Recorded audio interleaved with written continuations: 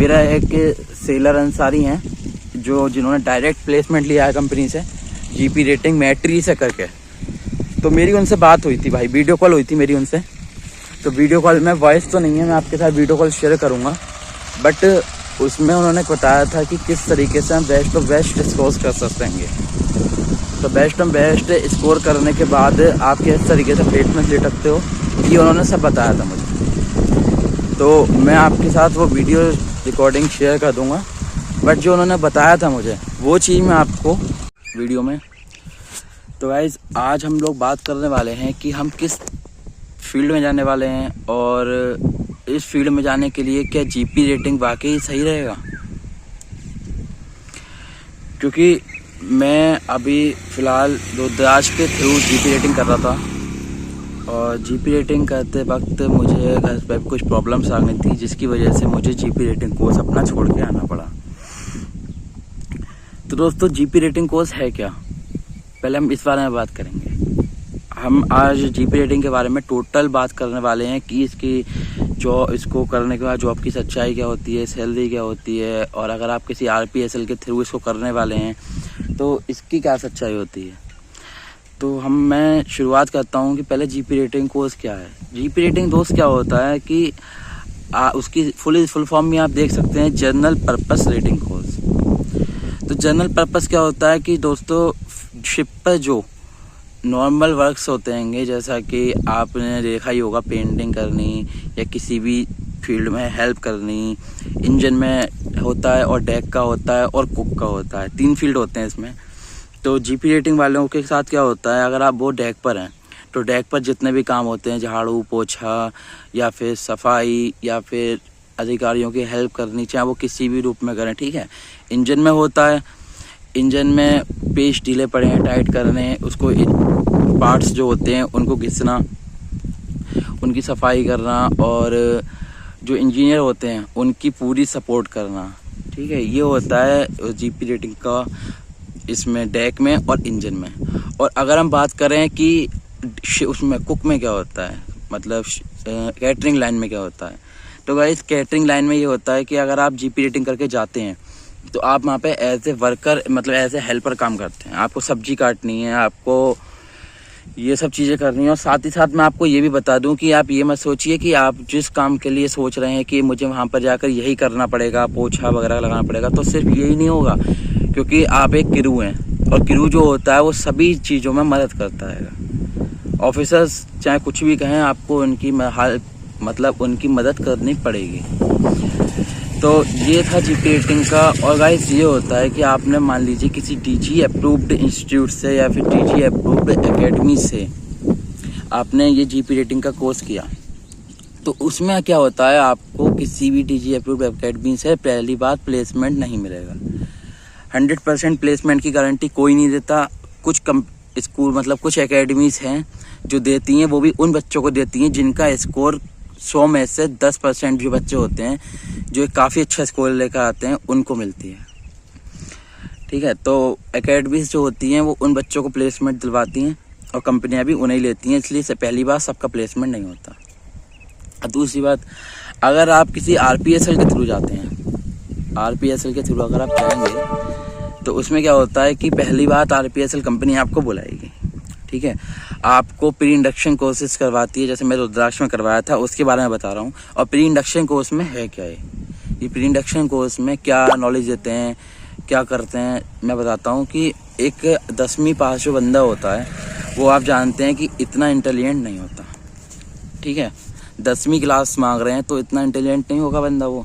तो उसको पहले ये लोग माहौल क्रिएट करवाते हैं कि भाई तू वहाँ जाएगा तो तुझे किस तरीके से पढ़ना पड़ेगा, डिसिप्लिन में रहना पड़ेगा, हॉस्टल वगैरह, मॉर्निंग एक्सरसाइज, मतलब टाइम टू टाइम उसको पूरे वर्क करने हैं। उसकी ये लोग तैयारी करवा कर इंस्टीट्यूट में मतलब एकेडमीज में भेजते हैं।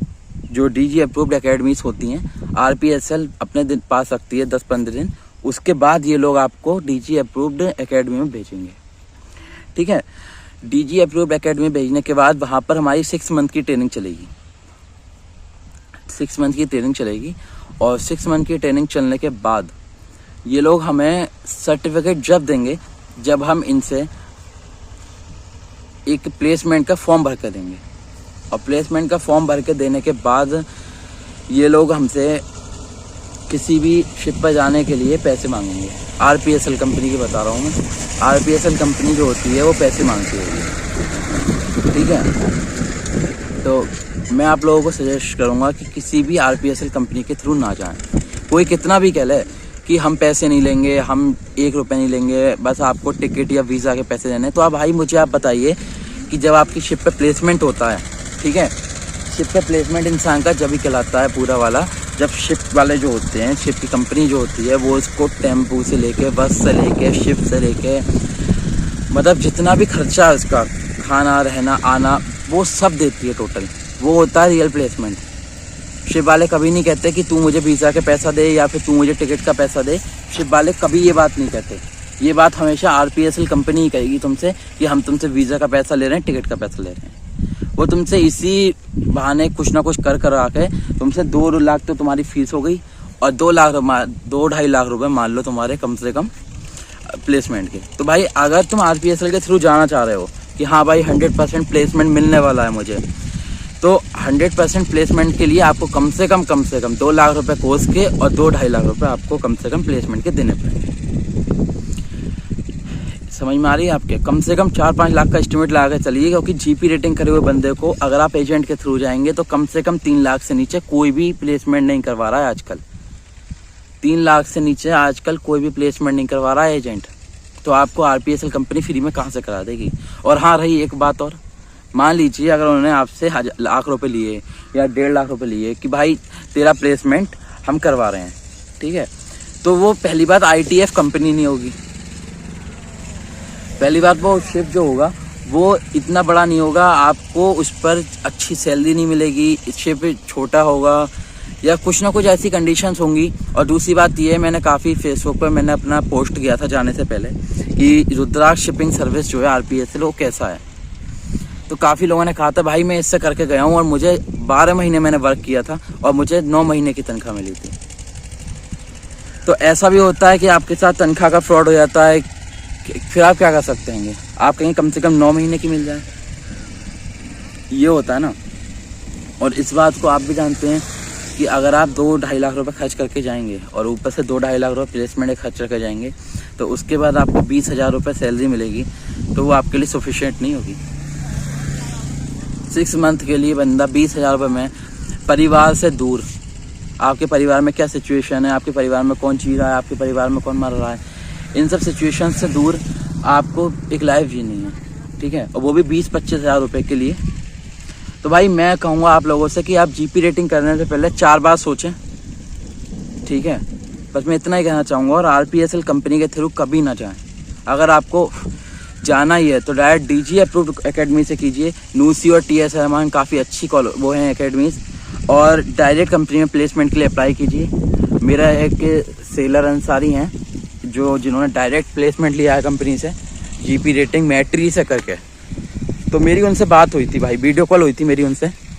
तो वीडियो कॉल में वॉइस तो नहीं है, मैं आपके साथ वीडियो कॉल शेयर करूँगा, बट उसमें उन्होंने बताया था कि किस तरीके से हम बेस्ट ऑफ बेस्ट स्कोर कर सकते हैं। तो बेस्ट ऑफ बेस्ट स्कोर करने के बाद आप किस तरीके से प्लेसमेंट ले सकते हो, ये उन्होंने सब बताया था मुझे। तो मैं आपके साथ वो वीडियो रिकॉर्डिंग शेयर कर दूँगा, बट जो उन्होंने बताया था मुझे वो चीज़ मैं आपको अपने मुँह से बता सकता हूँ सिर्फ, कि आपको अच्छा स्कोर लाना है, मिनिमम 90% स्कोर लाना है, ठीक है। और आपको एक अच्छे इंस्टीट्यूट से करना है, मतलब एकेडमी से करना है, जो कि बिल्कुल आपको एक अच्छी ग्रेड वाली एकेडमी हो, जो पता ना चले बाद में कंपनी में आप जा रहे हो, आपको नॉलेज ही नहीं है, आपको कुछ नहीं पढ़ाया उन लोगों ने।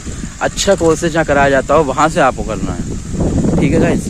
तो GP रेटिंग मेरे नज़रों में अगर आपके पास पैसा है तभी सही है, और आपके पास पैसा नहीं है कम से कम 5-6 लाख रुपये, तो GP रेटिंग करने से कोई फ़ायदा नहीं है, ठीक है। धन्यवाद गाइस।